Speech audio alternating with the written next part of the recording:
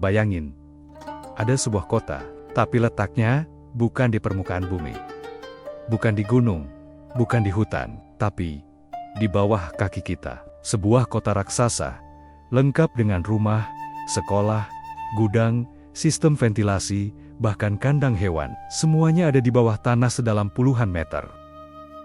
Dan yang paling gila, kota ini baru ketemu gara-gara seorang warga lagi renovasi rumah dan nemu tembok yang ternyata pintu masuk ke dunia bawah tanah yang udah ribuan tahun tersembunyi. Ini bukan cerita film fantasi.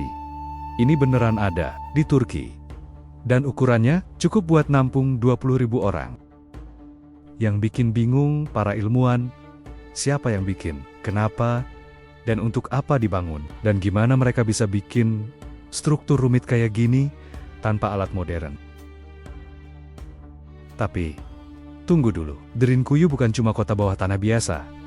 Ada lorong-lorong misterius yang entah menuju kemana. Ada pintu batu raksasa seberat ratusan kilo yang cuma bisa digeser dari dalam.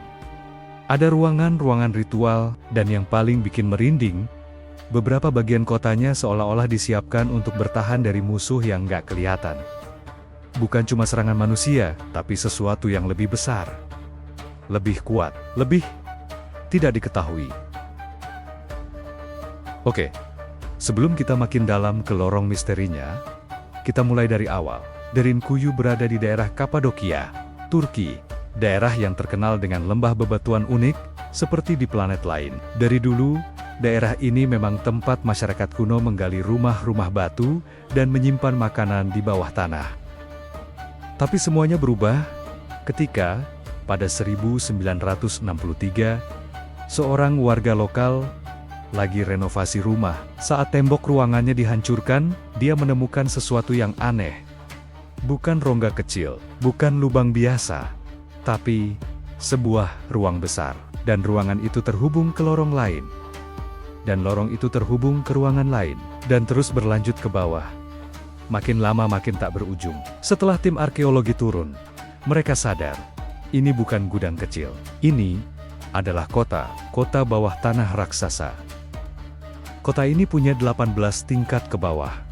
Tapi yang baru bisa diakses aman, cuma beberapa tingkat. Sisanya terlalu dalam dan berbahaya.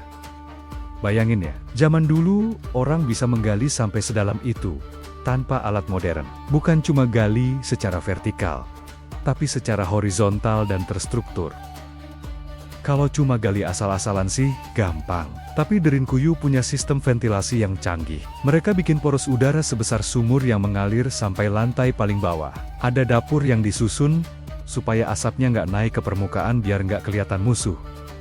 Ada sekolah, ada gereja besar berbentuk salib, ada sistem penyimpanan air. Ada ruang untuk ternak. Ini kota self-sustaining ribuan tahun sebelum konsep kota bawah tanah modern dibuat.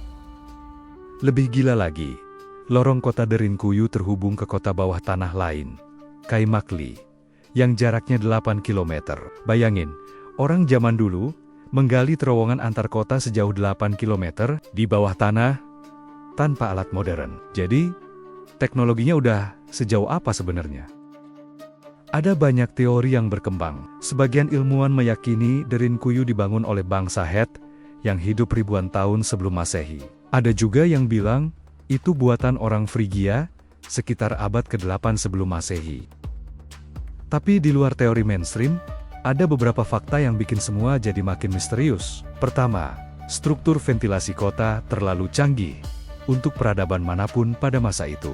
Poros udara sepanjang 55 meter yang dibuat lurus dan presisi, itu kerjaan besar.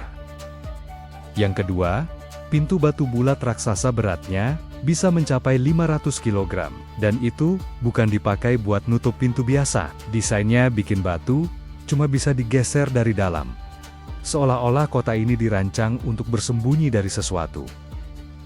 Dan fakta berikutnya, tata ruang kota terlihat seperti tempat perlindungan jangka panjang, dengan dapur, kandang, sekolah, gereja.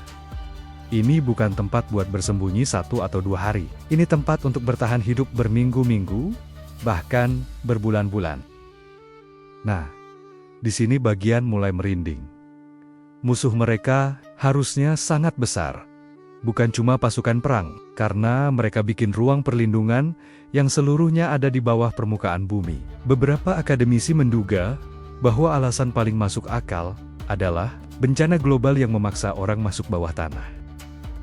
Teorinya termasuk erupsi gunung berapi masif Anatolia, perang besar antara bangsa-bangsa purba, pendinginan ekstrem regional, atau serangan musuh tak dikenal.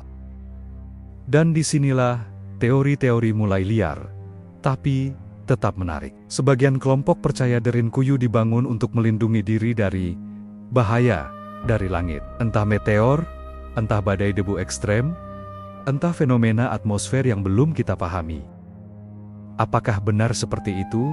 Kita belum tahu. Yang jelas, Derinkuyu menunjukkan bahwa manusia pada masa lalu jauh lebih canggih dari yang kita kira.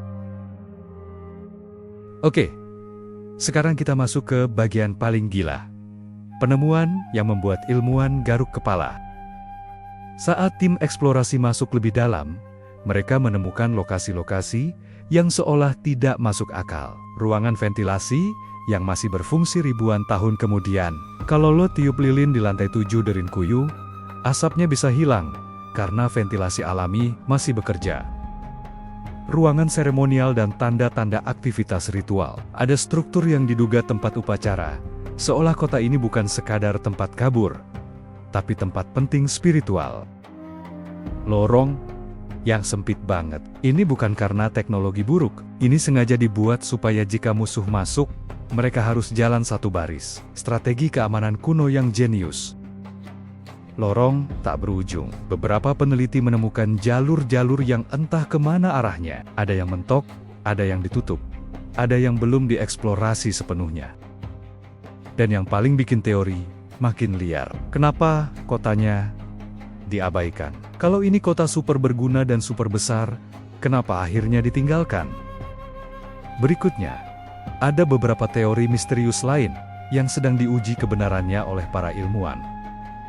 Suhu ekstrem zaman purba. Beberapa ilmuwan berteori bahwa wilayah Anatolia pernah mengalami pendinginan ekstrem akibat letusan gunung berapi purba. Orang terpaksa tinggal di bawah. Perang ribuan tahun. Kota bawah tanah dipakai untuk menyelamatkan desa dari serangan suku-suku asing secara berulang. Peradaban kuno yang hilang. Tidak sedikit arkeolog berpendapat bahwa pengetahuan teknik menggali ini berasal dari budaya yang lebih tua dari bangsa Het, sebuah peradaban yang belum terdokumentasi. Teori konspirasi dan Ancient Aliens. Nah, yang ini paling viral. Derinkuyu disebut-sebut sebagai bunker kuno yang membantu manusia bertahan dari bencana global yang diramalkan oleh makhluk lain. Tapi ya, teori ini seru di internet, tapi minim bukti. Walaupun begitu, keberadaan kota ini tetap membuat ilmuwan bingung, karena semakin dalam mereka menggali misterinya, semakin banyak pertanyaan baru muncul. Pada akhirnya, Derinkuyu menunjukkan satu hal penting. Manusia zaman dulu bukan hanya bertahan hidup, mereka berinovasi, mereka memecahkan masalah ekstrim yang bahkan kita di zaman modern belum tentu bisa. Kota bawah tanah ini memaksa kita mikir ulang soal sejarah. Kalau manusia ribuan tahun lalu bisa bikin kota 18 lantai di bawah tanah, masih berapa banyak pengetahuan purba yang hilang? Berapa banyak kota lain yang belum ketemu? Dan mungkin yang paling penting, alasan sebenarnya kenapa mereka turun ke bawah. Bisa saja sesuatu yang juga bakal terjadi lagi suatu hari nanti. Gue cuma bilang, bumi punya banyak rahasia, dan Derinkuyu cuma salah satunya. Kalau lu suka misteri sejarah kayak gini, klik subscribe buat bantu Spektrum ID, terus explore hal-hal mind-blowing lainnya. Dan tulis di komentar, misteri apa lagi yang lo mau gue bongkar.